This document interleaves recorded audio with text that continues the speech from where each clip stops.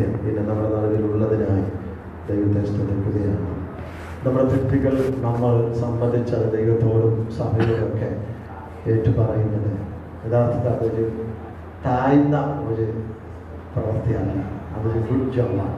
അതൊരു good job. എത്ര പേര് വിശ്വസിക്കുന്നുണ്ട്? ചിന്തിക്കാരിയാണ്. ചിലർ ചിന്തിച്ചേക്കാം എന്നില്ല. ക്രിസ്തുവിൽ ഏറ്റവും വലിയവനാകണമെങ്കിൽ ഇവിടെ എന്ത് ചെയ്യണം? ഏറ്റവും ചെറിയവനാണ് അല്ലേ?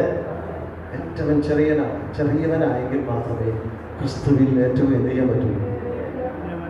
സ്ത്രീകളിൽ ജനിച്ചവൻ യോഹന്നാനേക്കാൾ, പക്ഷെ അവനിലും വലിയവനുണ്ട്. ആരാ? ഭൂമിയിൽ ഏറ്റവും ചെറിയവനോ അവനിൽ എന്ത് ചെയ്യും? നിങ്ങൾ വലിയവനാകാൻ ഇച്ഛിക്കുന്നവർ എന്ത് ചെയ്യണം? നിങ്ങൾ വലിയവനാകാൻ ഇച്ഛിക്കുന്നവർ എന്ത് ചെയ്യണം? കഴിവ് തെളിയിക്കണം. എല്ലാവർക്കും ദാസനായി തീരുന്നു ഇല്ലേ? നമ്മൾ വലിയവനാകാൻ ഇച്ഛിക്കേണ്ടവൻ നമ്മളെല്ലാവർക്കും, നമ്മൾ വലിയവനാകുകയല്ല, നമ്മളെല്ലാവർക്കും ദാസനായി തീരുമ്പോഴാണ് നമ്മളെല്ലാവർക്കും വലിയവനായി തീരുന്നത്. മനസ്സിലായി ഞാൻ പറഞ്ഞത്? ദൈവം നമ്മെ ഉയർത്തുന്നത് അങ്ങനെയാണ്. തന്നെത്താൻ ഉയർത്തുന്നവനെല്ലാം ചെയ്യും താഴ്ത്തപ്പെടും, തന്നെത്താൻ താഴ്ത്തുന്നവനെല്ലാം ചെയ്യും ഉയർത്തുന്നത്. ദൈവത്തിന്റെ വ്യവസ്ഥയാണ്. മനുഷ്യന്റെ വ്യവസ്ഥ നേരെ തിരിച്ചാണ്, ഇതിന്റെ നേരെ ഓപ്പോസിറ്റാണ്. പക്ഷെ ദൈവത്തിന്റെ വ്യവസ്ഥ ഇങ്ങനെയാണ്. അതുകൊണ്ട് ക്രിസ്തുവിൽ ഏറ്റവും ശ്രേഷ്ഠന്മാരായി തീരുവാൻ ദൈവത്തിന്റെ ആത്മാവ് നമുക്ക് എല്ലാവർക്കും കൃപ നൽകട്ടെ, ശക്തി നൽകട്ടെ എന്ന് ആത്മാവിൽ ആഗ്രഹിക്കുകയും പ്രാർത്ഥിക്കുകയും ചെയ്യുന്നു. പ്രിയ രാകേഷ് പാസ്റ്റർ ഒരു 10 മിനിറ്റ് ദൈവത്തിൽ സംസാരിക്കും. അതിനായി ഭാഷണം കഴിച്ചു.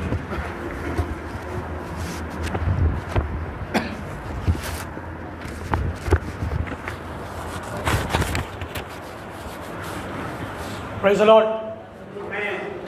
2025 വർഷം ഏപ്രിൽ മാസം 20 ഞായറാഴ്ച അനുഗ്രഹിക്കപ്പെട്ട സഭായോഗത്തിന് ഞങ്ങൾക്ക് കുടുംബമായി ഈ വർഷം ആദ്യമായിട്ട് വരുവാൻ കർത്താവ് നൽകിയ സാവകാശത്തോർത്ത്, കൃപയോർത്ത്, ആരോഗ്യത്തോർത്ത് ദൈവത്തെ സ്തുതിക്കുന്നു, മഹത്വപ്പെടുന്നു. ഇവിടെ കർത്താദാസൻ വിദ്യമാലാലൂപ്പ വിശ്വാസനായി സ്തോത്രം, കുടുംബത്തിനായി സ്തുതിക്കും. ദൈവസഭയെ നയിപ്പാൻ കർത്താവ് തന്നെ ഏൽപ്പിച്ച ആ ദൗത്യങ്ങൾ ഇന്നുവരെയും വിശ്വസത്തോടെ ചെയ്യുവാൻ കർത്താവ് സഹായിക്കുന്ന എല്ലാ കൃപയ്ക്കായി സ്തോത്രം. കൂടെ നിന്ന് പ്രവർത്തിക്കുന്ന കമ്മിറ്റിക്കായി സ്തോത്രം, ദൈവസഭയ്ക്കായി സ്തുതിക്കുന്നു. കടന്നു നല്ല ദൈവമക്കൾക്കും യൗവനക്കാർക്കും സഹോദരീസ്വരന്മാർക്കും വാർദ്ധക്യ മാതാപിതാക്കൾ എല്ലാവരെയും കർത്താവ് കൈകൾ സമർപ്പിച്ച് സ്തോത്രം ചെയ്യുന്നു, അനുഗ്രഹിക്കുന്നു. എല്ലാവർക്കും മന്ത്രം ചൊല്ലുന്നു. ഒരാഴ്ച കൂടി കർത്താവ് നമ്മൾ അത്ഭുതമായി നടത്തിയതോർത്ത് ദൈവത്തെ സ്തുതിക്കുന്നു, മഹത്വപ്പെടുന്നു. ഈ 20 തീയതി നമ്മളെ കാണുമാറാക്കിയ ദൈവത്തിന് പ്രവർത്തിക്കായി സ്തോത്രം ചെയ്യുന്നു. ഹല്ലേലൂയ. ദൈവത്താൽ അസാധ്യമായ ഒന്നുമില്ലല്ലോ. അസാധ്യങ്ങൾ സാധ്യമാക്കുന്ന ദൈവത്തെ പ്രവർത്തിക്കായി സ്തോത്രം. ഹല്ലേലൂയ. നാം ദാസൻ ഓർപ്പിച്ച പോലെ നാം ദൈവസ്ഥലിൽ നമ്മളെ താഴ്ത്തുമ്പോൾ നമ്മൾ ഉയർത്തുന്ന ദൈവത്തിന് പ്രവർത്തിക്കായി സ്തോത്രം. അത് ഈ ലോകത്തിലും വരുവാനുള്ള ലോകത്തിലും നമ്മൾ ഉയർത്തുവാൻ കർത്താവ് വിശ്വസനാകിയാൽ ഞാൻ ദൈവത്തെ സ്തുതിക്കുന്നു, മഹത്വപ്പെടുന്നു. 2 വാക്യങ്ങൾ വായിച്ച് വേഗത്തിൽ ഇരിപ്പാൻ ഞാൻ ആഗ്രഹിക്കുകയാണ്. വളരെ അനുഗ്രഹിക്കുക പാട്ടുകൾ ഇന്ന് പകലത്തെ സഭായോഗത്തിലെ പാട്ടുകൾക്കായി സ്തോത്രം ചെയ്യുന്ന കുഞ്ഞുങ്ങളുടെ വാക്യങ്ങൾക്കായി സ്തോത്രം. സമയമുണ്ടെങ്കിൽ ഞാൻ ആ വാക്യങ്ങളെല്ലാം എടുത്ത് പറഞ്ഞ് എനിക്ക് പ്രബോധിപ്പിക്കുവാൻ താല്പര്യം ഉണ്ടായിരുന്നു, പക്ഷേ സമയമില്ലാത്തതുകൊണ്ട് സ്തോത്രം. Price the Lord. മാത്രമല്ല ഹല്ലേലൂയ, പിന്നെ അവസാനം പാടിയ പാട്ടും അതുപോലെ കർത്താദാസന്റെ സംഗീത പ്രബോധനം ദൈവത്തിന് ആത്മാവ് എനിക്ക് നൽകിയ വചനോട് ചേർന്ന് തന്നെ വചനങ്ങൾ ആകെ അങ്ങനെ ദൈവത്തെ സ്തുതിക്കുന്നു, മഹത്വപ്പെടുന്നു. എന്നെ ഒന്നും കൂടെ ഓർപ്പിക്കുവാൻ കർത്താവ് അത് നൽകിയതോർത്ത് ദൈവത്തെ സ്തുതിക്കുന്നു, മഹത്വപ്പെടുത്തുന്നു. 119 സങ്കീർത്തനം 61 വാക്യം വായിക്കുന്നു. ദുഷ്ടന്മാരുടെ പാശങ്ങൾ എന്നെ ചുറ്റിയിരിക്കുന്നു, ഞാൻ നിന്റെ ന്യായപ്രമാണത്തെ മറക്കുന്നില്ലതാണ്. സങ്കീർത്തനങ്ങൾ 119 61. ദുഷ്ടന്മാരുടെ പാശങ്ങൾ എന്നെ ചുറ്റിയിരിക്കുന്നു. എപ്പോഴേ ഇന്നും ചുറ്റിയിരിക്കുകയാണ്. ദുഷ്ടന്മാരുടെ പാശങ്ങൾ എന്നെ ചുറ്റിയിരിക്കുന്നു. പക്ഷെ വചനം പറയുന്ന ഞാൻ അങ്ങയുടെ പ്രമാണങ്ങളെ മറക്കുന്നില്ലാതാനും. Price the Lord. അതാണ് സഭ. ഏത് സഭ? അല്പനേരം ഉണ്ടായ അന്തരീക്ഷം, സ്തോത്രം. ഇതാണ് സഭ. വെറും അടിച്ചും പൊളിച്ചും ആരാധിച്ചും പോകുന്നത് മാത്രമല്ല സഭ. യേശുക്രിസ്തുവിന്റെ പ്രമാണമാണ്. നിങ്ങൾക്ക് തമ്മിൽ സ്നേഹമുണ്ടെങ്കിൽ, അറിയില്ലേ, നിങ്ങൾക്ക് തമ്മിൽ സ്നേഹമുണ്ടെങ്കിൽ അത് നമുക്ക് തോന്നുന്നു ഇങ്ങനത്തെ ഒന്നും അറിയില്ലല്ലോ. നിങ്ങൾക്ക് തമ്മിൽ തമ്മിൽ സ്നേഹമുണ്ടെങ്കിൽ, നിങ്ങൾ തമ്മിൽ തമ്മിൽ ക്ഷമിച്ചാൽ ലോകം പറയും നിങ്ങൾ എന്റെ ശിഷ്യന്മാരെന്ന്. ഇവിടെ 10 അടിയുടെ അല്ലെങ്കിൽ 50 അടിയുടെ ഫ്ലെക്സ് വെച്ചാലോ ഇവിടെ അത്ഭുതമാണ് നടക്കുന്നല്ല വിഷയം. അതിനുശേഷമുള്ള ജീവിതം, അത് ദുഃഖമുണ്ട്, വാക്ക് തർക്കമുണ്ട്, അതേ അഭിപ്രായ വ്യത്യാസമുണ്ട്, പക്ഷെ ക്ഷമിക്കുന്നത്. സ്തോത്രം. Price the Lord. ആ ക്ഷമയാണ് യേശു കാൽവരി ക്രൂശിൽ നമ്മളെ പഠിപ്പിച്ചത്. അതാട്ടെ ദൈവത്തെ സ്തുതിക്കുന്നു, മഹത്വപ്പെടുന്നു. ഇവിടെ വചനം പറയാണ്, അതേ സംഗീതകാരൻ പറയാണ്, അതേ ദുഷ്ടന്മാരെ പാശങ്ങൾ എന്നെ ചുറ്റിരിക്കുന്നു. ഏത് പാശം? മരണ പാശം എന്നെ ചുറ്റിരിക്കുക, രോഗത്തിന്റെ പാശം എന്നെ ചുറ്റിരിക്കുക, പിന്നെ ഭയത്തിന്റെ പാശം. പിള്ളേർക്കൊക്കെ ഇപ്പൊ പരീക്ഷ കഴിഞ്ഞുകൊണ്ട് സ്തോത്രം. ഇനി അടുത്ത പരീക്ഷ വരുമ്പോഴത്തേക്ക് വീണ്ടും ഭയമാ. ഇപ്പോൾ വേറെ കുഞ്ഞു പറഞ്ഞല്ലോ, ഇനി അടുത്ത ആഴ്ച ചെല്ലുമ്പോൾ അടുത്ത മാസം പരീക്ഷ ഉണ്ടാവോ ഇല്ലയോ എന്ന് പോലും അറിയില്ല, ചെല്ലുമ്പോൾ അറിയുന്നത്. സ്തോത്രം. അങ്ങനെയാണ് ലോകം. അപ്പോൾ പിന്നെ കർത്താവിൻ്റെ കാര്യം പറയണോ? കർത്താവ് അതുപോലെ പെട്ടെന്ന് പരീക്ഷ തരുന്നത്. സ്തോത്രം.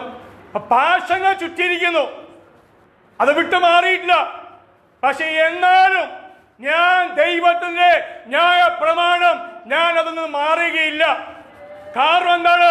അത് നിത്യ ന്യായ പ്രമാണം, അത് മാറാത്ത ന്യായ പ്രമാണം. ആകാശം ഭൂമി മാറിയാലും അത് മാറാത്ത ആയതുകൊണ്ട് ഞാൻ അതിൽ ആശ്രയിക്കുന്നു.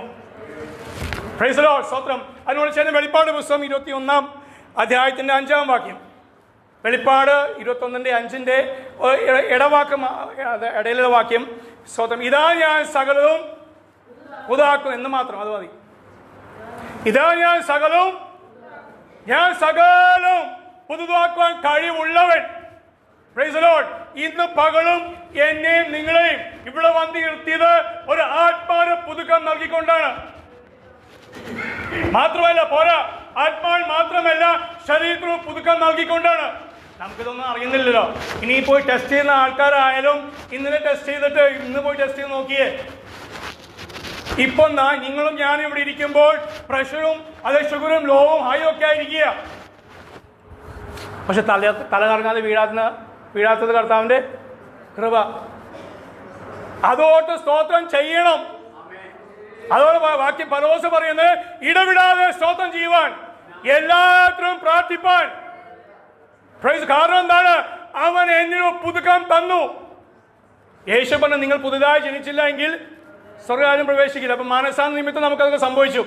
പക്ഷെ പൗലോസ് പറയുന്ന ആത്മാവിന് പുതുക്കമുണ്ട്. ആ ആത്മ പുതുക്കത്തിൽ ജീവിച്ചാലേ നമുക്ക് അങ്ങോട്ട് പോകാൻ സാധിക്കുള്ളൂ. അതുവഴി മുഖാന്തരങ്ങള് വഴക്ക് വരും. പൗലോസ് വ്യക്തമായി അതേ എഫെസ്യ ലേഖനം പറയാണ്, നിങ്ങൾക്ക് തമ്മിൽ വഴക്കുണ്ടായാൽ.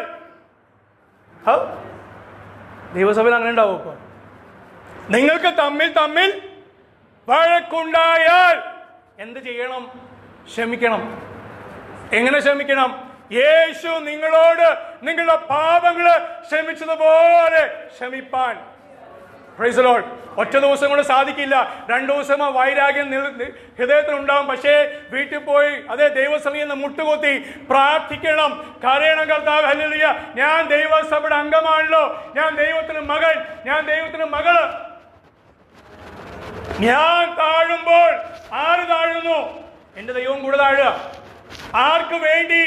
എന്റെ സഹോദരന് വേണ്ടി, ദൈവസഭയ്ക്ക് വേണ്ടി. പക്ഷെ അത് ചെയ്യുമ്പോൾ ഞാൻ എന്ത് ചെയ്യുന്നു? ദൈവത്തിന് ന്യായപ്രമാണം നിവർത്തിക്കുന്നു. സ്തോത്രം. കർത്താവ് ഞാൻ സകലം പുതുതാക്കുന്നു. ഇന്ന് മുതൽ ഒരു പുതിയ ആഴ്ച നമുക്ക് വേണ്ടി ആരംഭിച്ചു. നാളെ മുതൽ 7 ദിവസം അതേ മീറ്റിംഗാ. അതിനു മുമ്പേ ഒരു ക്രമീകരണം അത് പാസ്റ്ററിന് കർത്താവ് നൽകിയതായ സ്തോത്രം. ഒരു മനസ്സ് പാസ്റ്റർ ചെയ്തല്ലോ. അത് ദൈവസഭയുടെ അതേ ബൈബിൾ പ്രകാരമുള്ള അസംബ്ലീസ് ഓഫ് ഗോഡ് ദൈവസഭയുടെ ബൈലോ പ്രകാരമുള്ള ക്രമീകരണമാകുന്നു. അത് ദേവദാസൻ അത് ചെയ്തല്ലോ എന്നോർക്കുമ്പോൾ എനിക്ക് സന്തോഷം തോന്നുന്നു. ദൈവം മക്കളും ചേർന്നത് ചെയ്തല്ലോ എന്നോർക്കുമ്പോൾ ദൈവത്തിന് സ്തോത്രം ചെയ്യുന്നു. Price the Lord.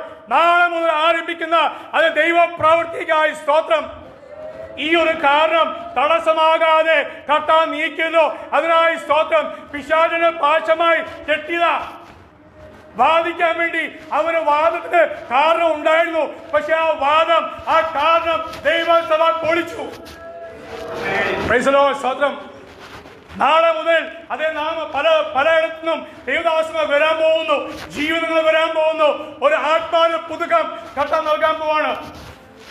സ്തോത്രം. ഞാനിത് ഒന്ന് നമ്മുടെ ഈ ഫ്ലെക്സ് ചില മാസങ്ങൾ പഴക്കമുള്ളതാണല്ലോ അല്ലേ? കറക്റ്റ് മറന്നു എന്നതും പോട്ടെ. ചില മാസങ്ങൾ പഴക്കുക. ഈ ഫ്ലെക്സ് പഴയതാണ്. അതിൻ്റെ പേര് ആത്മനിറവ്. അത് ഇന്നും പുതുക്കത്തോടെ നിൽക്കുന്നു. കൈകൊട്ടി സ്തോത്രം ചെയ്യാവോ? ഫ്ലെക്സ് പഴയതാ, പൈസ കൊടുത്ത് മാസങ്ങളായി, പക്ഷെ ഇന്നും അതവിടെ നിൽക്കുമ്പോൾ ദൈവാത്മാവ് ഓർപ്പിക്കുന്ന ഈ ആത്മനിർണ അനുഭവം അത് പുതിയതായി തീരണം. Price the Lord. അതിനുവേണ്ടി വെച്ചിരിക്കുന്നത് കമ്മിറ്റി ഇത് മാറ്റാതെ ഓരോ ദിവസം കയറി വരുമ്പോൾ അത് ആത്മനിറവ് എനിക്ക് വേണം, ആത്മനിറവ് എനിക്ക് വേണം, ആത്മശക്തി എനിക്ക് വേണം, വെളിപ്പാട് ദർശനം എനിക്ക് വേണം. ഈ ഒരാഴ്ചയിൽ ഈ ശക്തി, ഈ ബലം, ഈ കൃപാവനം പ്രാപിച്ചിട്ട് കുഞ്ഞുങ്ങൾ മടങ്ങി പോകാൻ പാടുള്ളൂ. ഇനിയൊരു ദിവസം കിട്ടുമെന്ന് എനിക്കറിയില്ല. സ്തോത്രം. ഇനിയൊരു അവസരം ലഭിക്കുന്ന എനിക്കറിയില്ല. സ്തോത്രം. കാരണം നിങ്ങൾ ഇനിയും ചാടാൻ പോകുന്ന ഒത്തിരി വലിയ വലിയ കെണിയിലേക്കാണ്. സഹോദരന്മാർ, സഭ ചാടാൻ പോകുന്ന വലിയ വലിയ കെണിയിലേക്കാണ്. നാം ആ കെണിയിൽ പെടാതിരിപ്പാൻ കർത്താവ് പറയാണ് ആത്മാവിനെ പുതുക്കത്തോടെ നടപ്പാൻ. സ്വന്തം കർത്താൻ ആത്മാവുകൊണ്ട് ഈ ദിവസം നമ്മൾ അതിനുവേണ്ടി സഹായിക്കുകയും നമ്മളെ സജ്ജമാക്കുകയും നമ്മളെ ബലപ്പെടുത്തുകയും ചെയ്തിട്ടുണ്ട്. കർത്താവ് പറഞ്ഞ പോലെ ഇതാ ഞാൻ സകലം പുതുതാക്കുന്നു. നിങ്ങളുടെ ഭവനമായിക്കോട്ടെ, ഭവനത്തിന്റെ അവസ്ഥ ആയിക്കോട്ടെ, നിങ്ങളുടെ ശരീരത്തിന്റെ അവസ്ഥ ആയിക്കോട്ടെ, നിങ്ങളുടെ ആത്മാവിന്റെ അവസ്ഥ ആയിക്കോട്ടെ, നിങ്ങളുടെ മക്കളുടെ അവസ്ഥ ആയിക്കോട്ടെ, ഏതവസ്ഥയായാലും അത് ദുഷ്ടന്റെ പാശം കൊണ്ട് ചുറ്റിയിരിക്കുന്നു എങ്കിലും ഞാൻ അതുമേ എന്റെ ആത്മാവിന്റെ പുതുക്കം നൽകും. അതിനുവേണ്ടി എന്ത് ചെയ്യണം? ദൈവസന്നിധിയിൽ നമ്മൾ താഴ്ന്നിരിക്കണം. Price the Lord. നാം താഴ്ന്നിരിക്കുമ്പോൾ കർത്താവ് നമുക്ക് വേണ്ടി വൻ കാര്യങ്ങൾ ചെയ്യും. ഈ ദേശം നമുക്ക് വേണം, കോഴഞ്ചേരി നമുക്ക് വേണം. വേണ്ടേ? ഞാൻ നിങ്ങൾക്ക് ശേഷം വന്ന ആളല്ലേ, അപ്പൊ ഞാൻ പറയാണ് വേണമെന്ന് പറയുമ്പോൾ നിങ്ങളെല്ലാം കൂടി മൗനമായിരുന്നല്ലോ. Price the Lord. ഈ 7 ദിവസം, നാളെ മുതൽ ആരംഭിക്കുന്ന 7 ദിവസം ഏറ്റവും നന്നായി നാം പ്രയോജനപ്പെടുത്തിയാൽ കർത്താവ് ദേശം വിടുവിച്ചു തരും. കുടുംബങ്ങൾ, ജീവിതങ്ങൾ, യൗവനക്കാർ കർത്താവ് വിടുവിച്ചു തരും.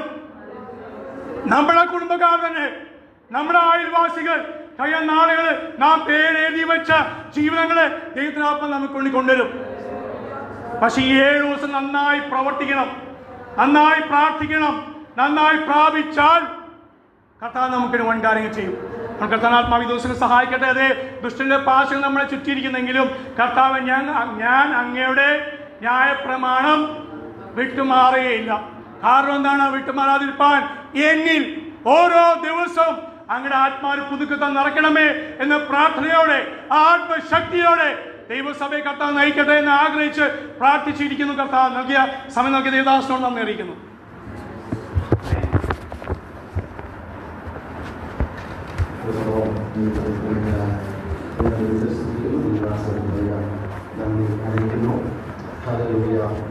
യോഹന്നാന്റെ സുവിശേഷം 20-ാം അധ്യായം അതിന്റെ 1, 2, 3 വാക്യങ്ങൾ. രാവിലെ ഇരുട്ടുള്ളപ്പോൾ തന്നെ കല്ലറയിൽ ചെന്ന് കല്ലറവാതിൽക്കൽ നിന്ന് കല്ല് നീങ്ങിയിരിക്കുന്നതെ കണ്ടു.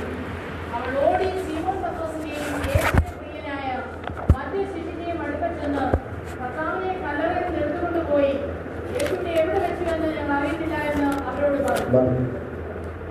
നമുക്കറിയാം, യേശുവിന്റെ ഉയർപ്പ് ഇന്ന് ലോകം മുഴുവൻ എന്ത് ചെയ്യാം? ആഘോഷിക്കുകയാണ്. നമ്മൾ യേശുവിന്റെ ഉയർപ്പിനെ വിശ്വസിക്കുന്നുണ്ട്, പക്ഷെ നമ്മൾ എന്ത് ചെയ്യുന്നില്ല? അതിനെ ആഘോഷിക്കുന്നില്ല. വെള്ളിയാഴ്ച കുറച്ച് കാര്യങ്ങൾ ഞാൻ പറഞ്ഞതാണ്. കാരണം യേശു ഒരിക്കലായി ജനിച്ചു, ഒരിക്കലായി മരിക്കപ്പെട്ടു, ഒരിക്കലായി ഉയർത്തെഴുന്നേറ്റു, പിതാവിന്റെ വലത്ത് ഭാഗത്ത് ദൈവമായിട്ട് എന്ത് ചെയ്യാം? കർത്താവ് ഇരിക്കുക. വർഷം തോറും യേശു എന്ത് ചെയ്യുന്നില്ല? ജനിക്കുന്നില്ല. വർഷം തോറും യേശു മരിക്കുന്നില്ല. വർഷം തോറും യേശു ഉയർത്തുന്നില്ല. വർഷം തോറും സ്വർഗത്തിലേക്ക് കയറി പോകുന്നതും അവൻ ഒരിക്കലും മരിക്കില്ല. ഹല്ലേലൂയ. പക്ഷെ ഇന്ന് സമൂഹം ചെയ്യുന്നത് എങ്ങനെയാണ്? ഇന്ന് സമൂഹം ചെയ്യുന്നത് എങ്ങനെയാണ്? എല്ലാ വർഷവും ജനിപ്പിക്കുന്നു, എല്ലാ വർഷവും വൈകുന്നു, എല്ലാ വർഷവും ഉയർത്തുന്നു, എല്ലാ വർഷവും എത്തിക്കുന്നു. അതിൽ എന്തെല്ലാം ഡ്രാമ കാണിക്കണമെങ്കിൽ അതെല്ലാം എന്ത് ചെയ്യും? പക്ഷെ അതേപോലെ ആക്ഷൻ കാണിച്ച് ഉയർപ്പ്, ചിലടത്ത് ഉയർപ്പൊക്കെ നിങ്ങൾ കണ്ടു കഴിഞ്ഞാൽ ഭയങ്കര എന്താണ്, യേശുവിൻ്റെ രൂപത്തെയൊക്കെ ഇതാ അവിടെ റോപ്പിൽ കെട്ടി ഇങ്ങനെ എന്ത് ചെയ്യും? ഉയർത്തി പുകമണ്ഡലങ്ങളൊക്കെ സൃഷ്ടിച്ച്, പിന്നെ എന്താണ് ഭയങ്കര ശബ്ദങ്ങളൊക്കെ സൃഷ്ടിച്ച്, ഇടിമുഴക്കം പോലെയൊക്കെ ഉള്ള ശബ്ദമൊക്കെ കൊണ്ടുവന്ന് പിന്നെ എന്ത് ചെയ്യും? അങ്ങനെ അടക്കിയിരുന്ന യേശുവിനെ എന്ത് ചെയ്യും? ആ റോപ്പിനകത്ത് ഇങ്ങനെ തൂക്കി ഇങ്ങനെ യേശു ഉയർത്തി. പള്ളിക്കകത്ത് നടക്കുന്ന സംഭവമാണ്. പക്ഷെ നമ്മുടെ യേശു അങ്ങനെ ഉയർത്തുന്ന ദൈവമാണ്. നമ്മുടെ യേശു ഒരിക്കലും എന്ത് ചെയ്യും? ദൈവത്തിന്റെ അത്ഭുത ശക്തിയാണ്, ദൈവത്തിന്റെ അത്ഭുത ശക്തിയാണ്. സ്വർഗത്തിലേക്ക് കയറി പോകുവാനായിട്ട് മരിച്ച ഒരു കർത്താവിനെ അല്ല നമ്മൾ ആരാധിക്കുന്നത്, മരിച്ച് അടക്കപ്പെട്ടു ജീവനോടെ ആരാധിക്കുന്നത്.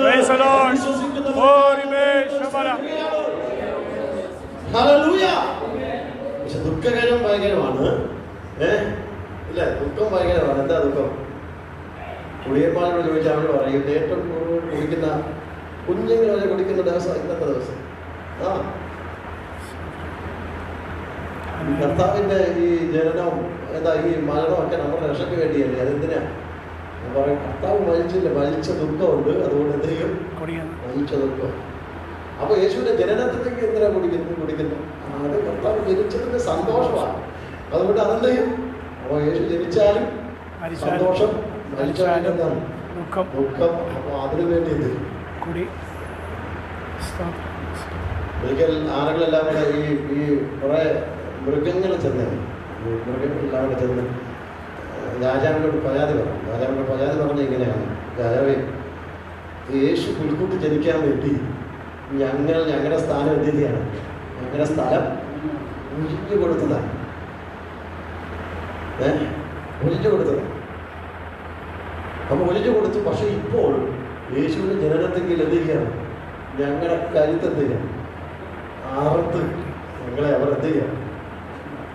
ചില പൈലറ്റുകൾ വന്നപ്പോൾ ഈ റോഡിലേക്ക് ഇറങ്ങിയവർക്ക് എല്ലാ മൂലയിലും എന്തായി? ആളെ ഇറച്ചി വെട്ടി എന്ത് ചെയ്യാണ്? എല്ലായിടത്തും, എല്ലാ മുക്കിലും മൂലയിലും. അപ്പൊ ഈ പാവങ്ങൾ ചെന്നെത്തി രാജാവിനെ ബെല്ലടിച്ചു, മണിയടിച്ചു. രാജാവ് വന്ന് ചോദിച്ചു, എന്തായാലും കൊണ്ടുപോവാ, വിളിച്ചോണ്ട് പോവാ. അപ്പം മൃഗമാണ്. മൃഗം പറയുക, ഞങ്ങളുടെ സങ്കടം ഇതാ രാജാവേ, ഞങ്ങൾ ഇതിൽ നിന്ന് എന്ത് ചെയ്യണം?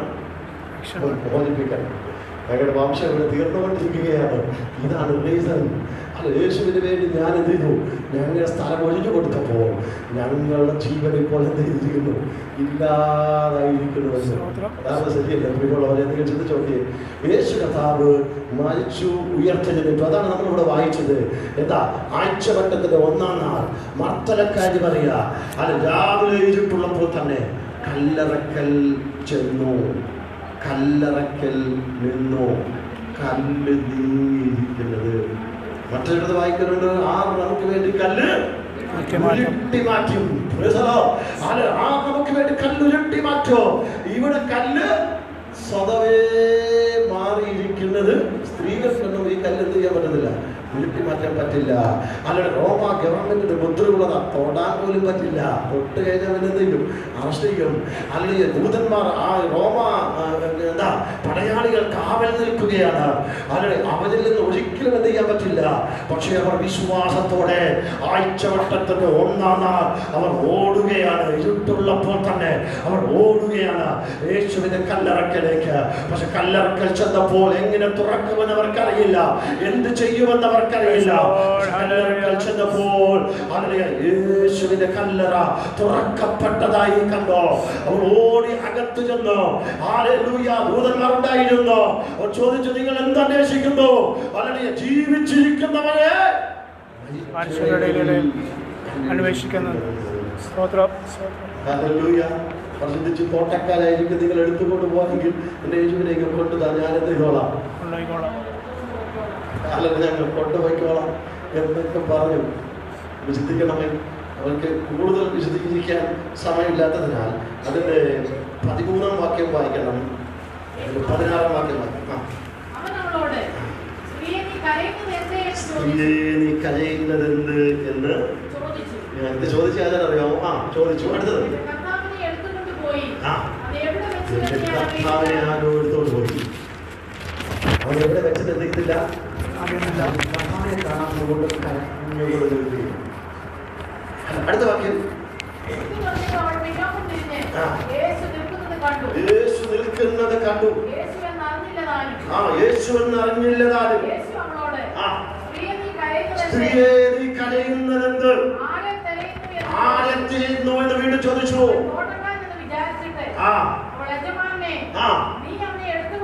നീ എടുത്തുകൊണ്ടുപോയെങ്കിൽ പറഞ്ഞു തരിക. അടുത്തത് അവളോട് മറിയേ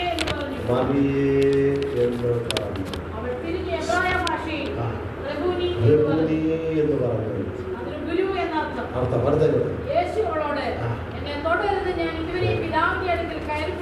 ശ്രദ്ധിക്കൂ. ആ വാക്യം ശ്രദ്ധിക്കൂ. എന്നെ തൊടരുത്, ഞാൻ ഇതുവരെയും പിതാവിന്റെ അടുക്കൽ കയറിപ്പോയിട്ടില്ല.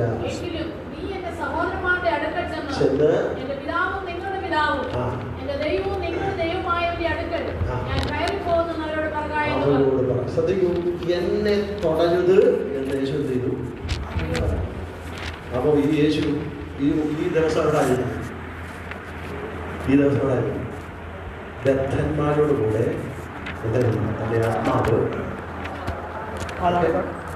ശ്രദ്ധിക്കൂ. അപ്പോൾ യേശുവിന്റെ ആത്മാവ് പഴയ നിയമ ബദ്ധന്മാരോട് കൂടെ ദൈവത്തിന്റെ വചനം അറിയിക്കേണ്ടതിന്, സുവിശേഷം അറിയിക്കേണ്ടതിന് അവനെ പിടിച്ച് സ്വർഗത്തിലേക്ക് എന്ത് കൊണ്ടുപോയി എന്ന് നമ്മൾ വചനം തന്നെ വായിക്കണം. ഹല്ലേലൂയ, സ്തോത്രം. എന്നാൽ യേശു ഇപ്പോൾ പറയുകയാണ്, ഞാൻ ഇതുവരെയും ചെയ്തിട്ടില്ല, എന്റെ പിതാവിന്റെ അടുക്കൽ പോയിട്ടില്ല, എന്നെ തൊടരുത്, എന്നെ തൊടരുത്. വാക്യം 16 കൂടെ വായിക്കാമോ? യേശു അല്ല സോറി, അതിന്റെ 26-ാം വാക്യം കൂടെ വായിക്കാം. 26-ാം വാക്യം.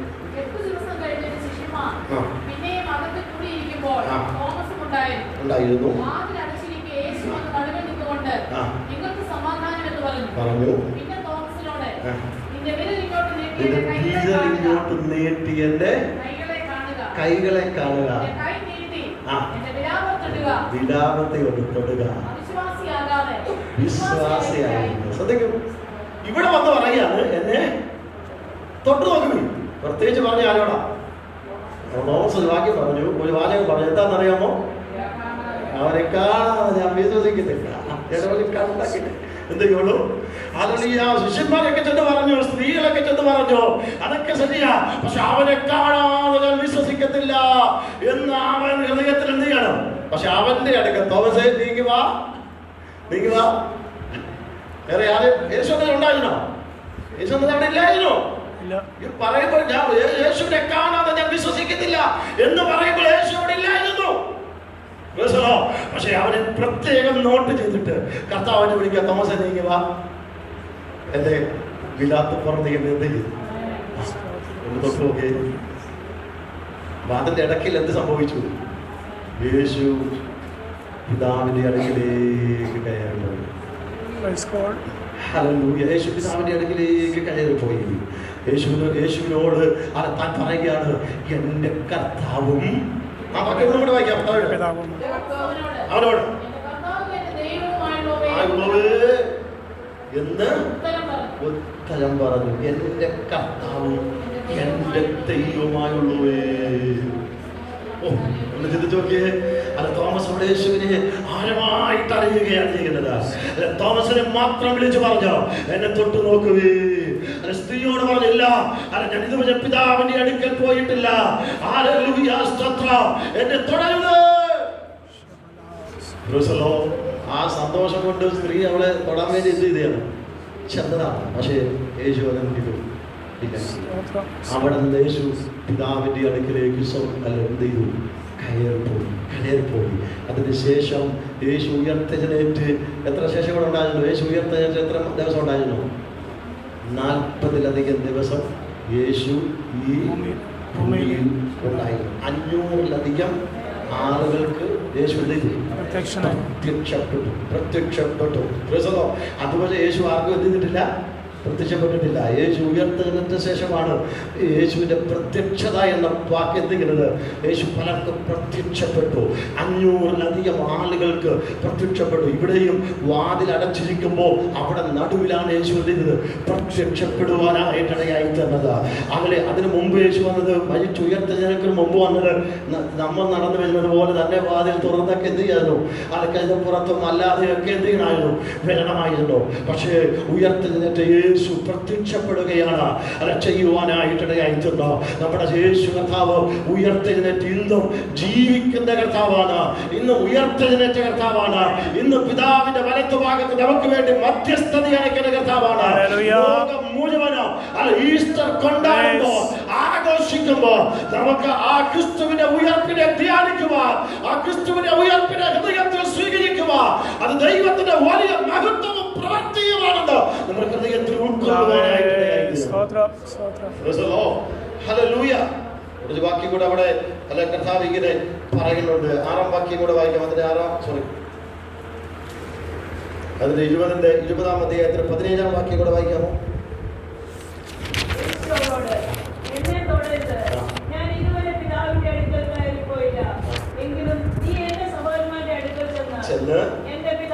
എന്റെ പിതാവും നിങ്ങളുടെ പിതാവും എന്റെ ദൈവവും.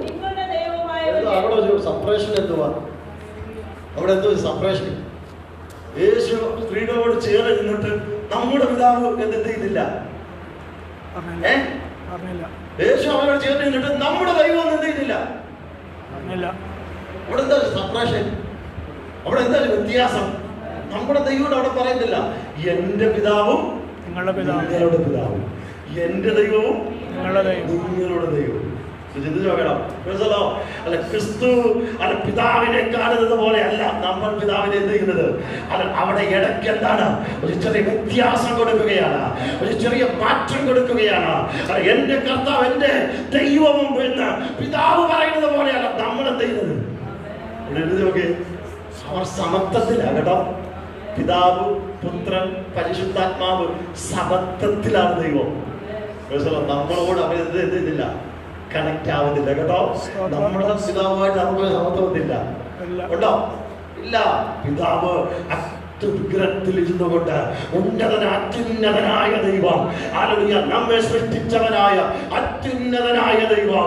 അതുകൊണ്ട് പറയാ എന്റെ പിതാവും നിങ്ങളുടെ പിതാവും, എന്റെ ദൈവവും നിങ്ങളുടെ ദൈവവും. ആയവൻ യേശുവിനെ ഉയർപ്പിച്ചിരിക്കുന്നുവെന്ന് നിന്റെ സഹോദരന്മാരോട് ചെന്ന് പറയുക. യേശുവിന്റെ ഉയർപ്പിന്റെ ശക്തി പിതാവും ദൈവവും അയച്ച ശക്തിയായിരുന്നു. ദൈവത്തിന്റെ അത്ഭുത ശക്തിയാണ് യേശുവിന്റെ ഉയർപ്പിലൂടെ വ്യാപരിക്കുവാനായിട്ടിടയായി തന്നത്. ഇതുപോലെ നാം വിശ്വസിക്കുന്ന യേശു ഉയർത്തില്ലായിരുന്നെങ്കിൽ നമ്മുടെ വിശ്വാസം എന്തായി പോയനെ? വ്യക്തമായി പോയി. യേശു ഉയർത്തില്ലെങ്കിൽ ക്രിസ്തീയ ജീവിതത്തിന്റെ അടിസ്ഥാനത്തിൽ എന്താണ്? നമ്മൾ തിരിച്ചറിയൂ. അല്ലെങ്കിൽ നമ്മുടെ പാപത്തിന്റെ പരിഹാരത്തിന് വേണ്ടി കാൽവരിയിൽ മരിച്ച് നമുക്ക് 40 ദിവസം ഈ ഭൂമിയിൽ തൻ്റെ ഭക്തന്മാർക്ക് പ്രത്യക്ഷപ്പെട്ട് മലയിൽ വെച്ച് സ്വർഗത്തിലേക്ക് കയറിപ്പോയ കർത്താവിനെ നമ്മളോട് ധ്യാനിച്ച് തൻ്റെ പ്രത്യക്ഷതയിൽ പ്രിയം വെച്ചിരിക്കുന്ന വിശുദ്ധന്മാരെ ചേർക്കാൻ വീണ്ടും വരുന്നവനുമായ നമ്മുടെ കർത്താവിനെ നമ്മുടെ ഹൃദയത്തിലോട് ധ്യാനിച്ച് യേശു ഉയർത്തതുപോലെ ഒരു ഉയർപ്പ് ലോകത്തിൽ വേറെ ആർക്കും സംഭവിച്ചിട്ടില്ല. യേശു ഉയർത്തതുപോലെ ഒരു ഉയർപ്പ് ഒത്തിരി മഹാന്മാർ, ഒത്തിരി ശ്രേഷ്ഠന്മാർ, ഒത്തിരി പുണ്യവാളന്മാർ ലോകത്തിൽ ജനിച്ചവതരിച്ച് മരിച്ചടക്കപ്പെട്ട് കാണാം. അല്ല പക്ഷേ യേശുവിന്റെ ജനനം പോലും യേശുവിന്റെ മരണം പോലെയോ ഉയർത്തെഴുന്നേൽപ്പ് പോലെയോ ലോക ചരിത്രത്തിലില്ല. സംഭവമായത് ഇത് ഒരു കെട്ടുകഥയോ അല്ലെങ്കിൽ ഇതെന്താണ് ഒരു ഏതെങ്കിലും ഒരു എന്താണ് ഒന്നും അല്ലത്. യഥാർത്ഥ ചരിത്ര സംഭവങ്ങളാണ്. ചരിത്രത്തിൽ ജീവിച്ചിരുന്ന കഥാപാത്രങ്ങളാണ്. ഈ ബൈബിളിൽ പറയുന്ന കഥാപാത്രങ്ങളല്ല. ഇതെല്ലാം ഹല്ലേലൂയ ബാലരമയിൽ പറയുന്നത് പോലെ പോവനും മോളിനും പോലുള്ള കഥാപാത്രങ്ങളല്ല ഇത്. ഹല്ലേലൂയ ഹല്ലേലൂയ ആണോ? ഡിങ്കൻ പോലെയുള്ള കഥാപാത്രങ്ങളൊന്നും അല്ല കേട്ടോ. മായാവിയും ലൂട്ടാവിയൊക്കെ ഉണ്ടല്ലേ രാജുവും രാധയും ഒക്കെ ഉണ്ടല്ലോ, അതേപോലുള്ള കഥാപാത്രങ്ങളല്ല ഈ കഥാപാത്രങ്ങൾ. ഈ കഥാപാത്രങ്ങൾ ജീവിച്ച കഥാപാത്രങ്ങൾ.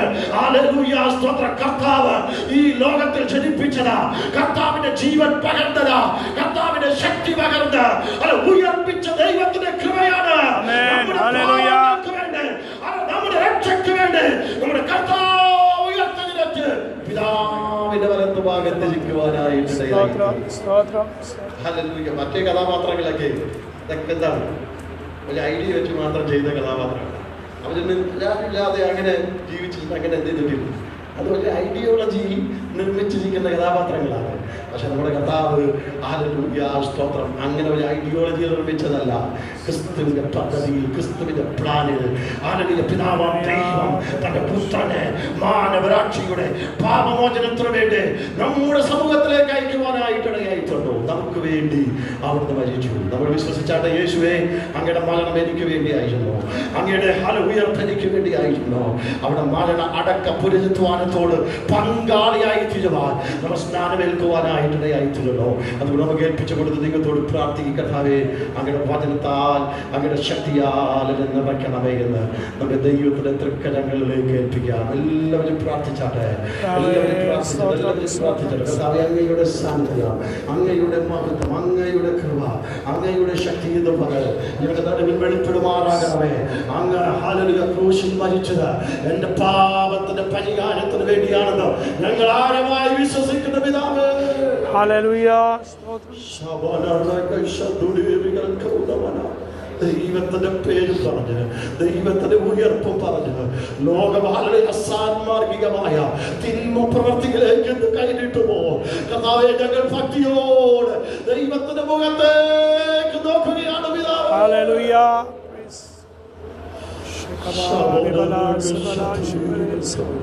ബലപ്പെടുത്തണമേ, ശക്തീകരിക്കണമേ. നമുക്ക് ദൈവത്തോട് പ്രാർത്ഥിക്കും. വചനം ദൈവം നമ്മെല്ലാവരെയും അനുഗ്രഹിച്ച് ബലപ്പെടുത്തട്ടെ. പ്രിയ ജെയിംസ് ചാനത്തോട് പ്രാർത്ഥനകളുടെ മേൽ സഹായിക്കും.